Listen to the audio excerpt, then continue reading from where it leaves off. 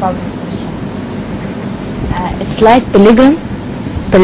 I say like Hajj. We can say it's like. She said she feels that some people do believe that our Jalsa resembles or is equal to the pilgrimage to Mecca.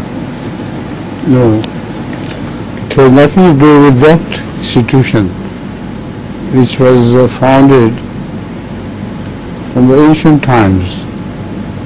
It was called Bakka. People have been circuiting on the Kaaba much before even Ibrahim alayhi salatu wasalam. So that is the decree of God which has got fulfilled finally in the form of Hazrat Muhammad sallallahu alaihi wasallam appearing in Mecca and the institution of circuiting Khana Kaaba, etc. So I think it has nothing to do.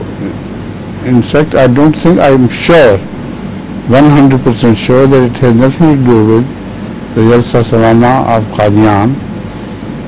The proof, 100% certain proof is that Hajj cannot be held anywhere else in the world, but Jalsa were held everywhere else.